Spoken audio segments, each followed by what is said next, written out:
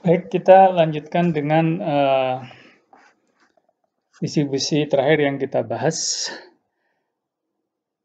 distribusi teoritis diskrit, yaitu terkait dengan distribusi Poisson.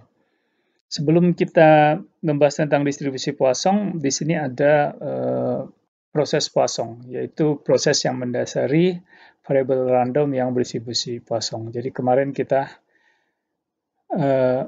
sudah membahas terkait dengan proses yang mendasari distribusi binomial, proses Bernoulli, dan proses yang mendasari distribusi hipergeometri.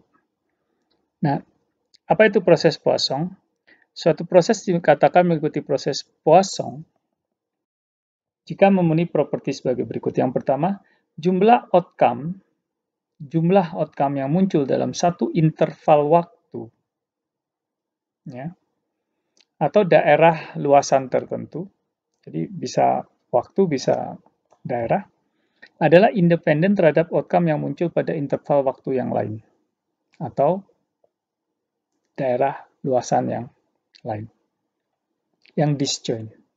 Jadi kalau jumlah outcome dari jam 7 sampai 8, 5 ya, itu tidak berpengaruh terhadap jumlah outcome di jam 8 sampai jam 9. Probabilitas terjadinya satu buah outcome dalam selang waktu yang sangat pendek lebih probabilitas terjadinya satu buah outcome dalam satu selang waktu yang sangat pendek atau daerah yang sangat sempit adalah proporsional dengan panjang interval waktu atau luas daerah tersebut. Jadi, tapi ini selang yang pendek ya. Jika 1 detik dianggap pendek, maka probabilitas munculnya satu outcome di 2 detik ya 2 kali lipat probabilitas munculnya sebuah outcome di sebuah selang 1 detik. Atau terjadinya kejadian di 1 km persegi, itu setengah probabilitas ada satu kejadian di 2 km persegi.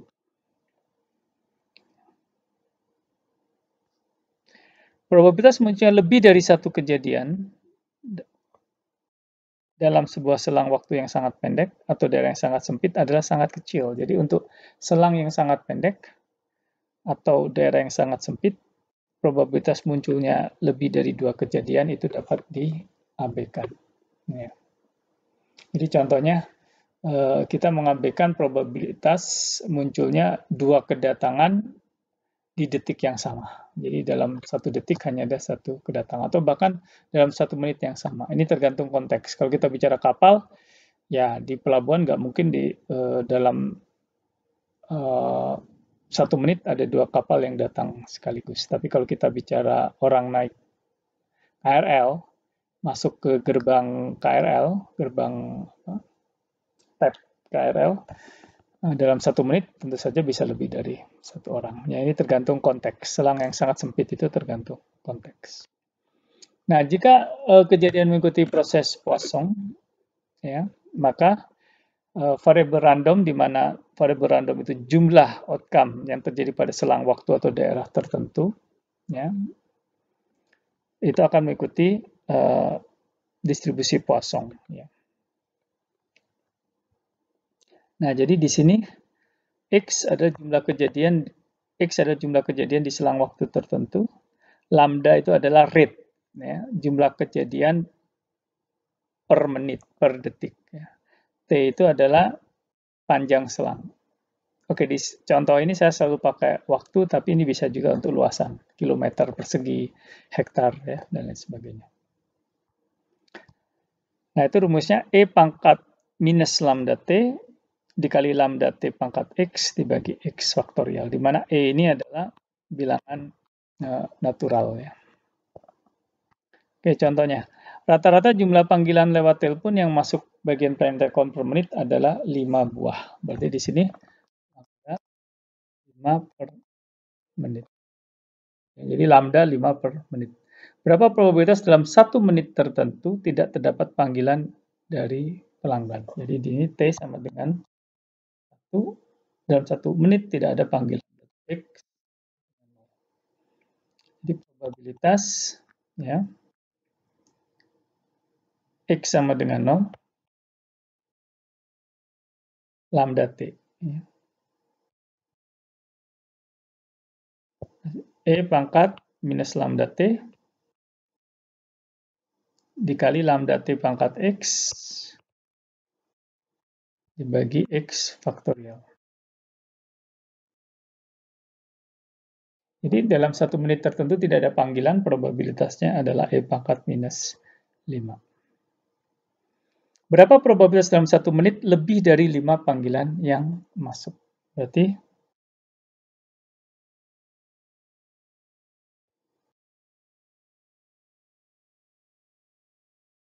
ya, berarti sama dengan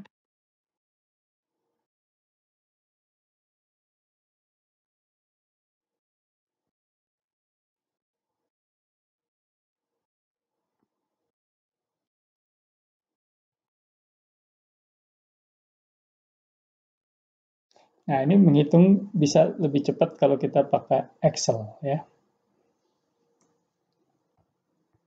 Nah, distribusi Poisson ini merupakan distribusi yang memoryless ya. Jadi jika di 1 menit tertentu sudah terjadi 5 kejadian, ya menit berikutnya bisa saja 5, bisa 0, bisa 1. Ya, karena itu sesuai dengan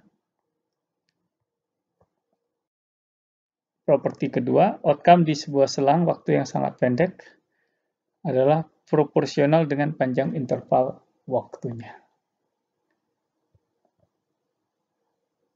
Dan ya, independen ya. Selang di menit pertama ada 5, menit kedua ya bisa berapapun juga ya, meskipun di menit pertama sudah terjadi 5. Karena dia hanya tergantung pada selang tersebut dan tidak tergantung di selang yang lain. Jadi probabilitasnya bisa di menit ke-1 ada 5 ya. Ada, ya di sini mungkin saja ya, karena probabilitasnya sama.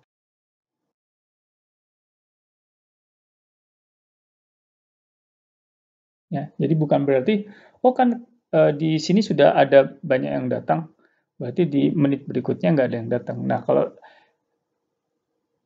kedatangan di menit kedua tergantung pada jumlah kedatangan di menit pertama, berarti dia tidak mengikuti proses Poisson. Jadi kita nggak boleh menghitung probabilitas pakai distribusi Poisson. Nah, contohnya apa? Kejadian kecelakaan pesawat terbang misalkan, nah itu mengikuti proses Poisson. Jadi kalau hari ini ada kecelakaan, tidak dijamin besok tidak ada kecelakaan. Kita tidak bisa mengatakan, kan kemarin sudah kecelakaan. Seperti itu.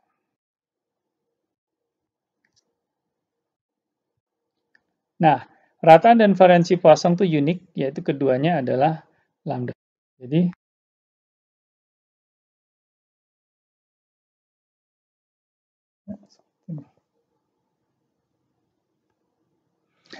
nah, distribusi Poisson bisa digunakan untuk mendekati distribusi binomial ya. Manakala apa? Manakala jika jumlah percobaannya banyak sekali, ya jadi bukan benar-benar tiny tapi besar sekali, dan probabilitas sukses di satu percobaan sangat kecil, mendekati 0.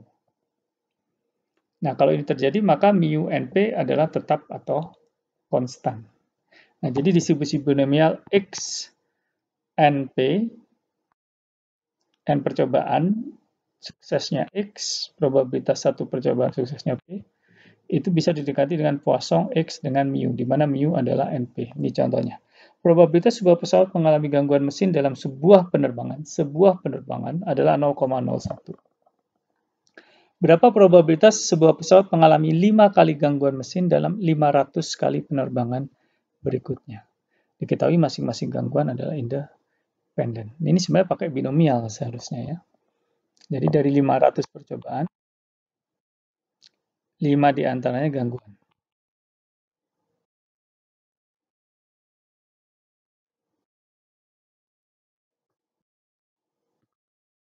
Nah, cuma ini kan besar sekali ya.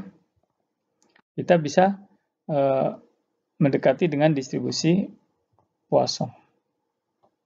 Kalau pakai Poisson, mu sama dengan NP kan.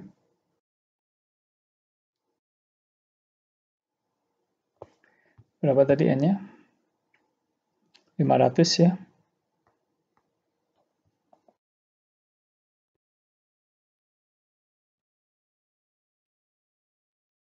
X-nya jadikan X pangkat mu pangkat X. Jadi di sini probabilitas X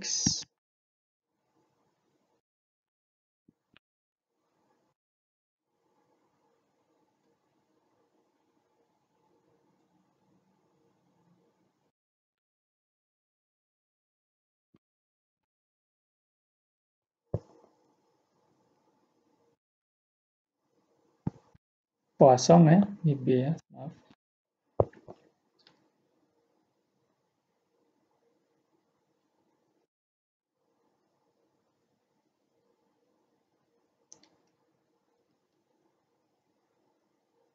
Lambda T-nya berapa tadi? 0,5. Nah, berarti probabilitas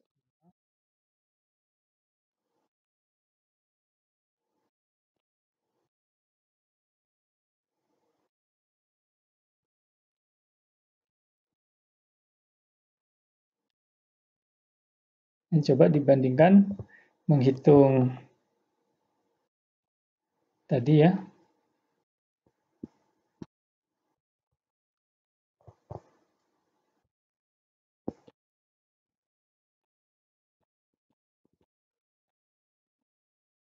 Ini hasilnya kurang lebih mungkin hanya beda dikit.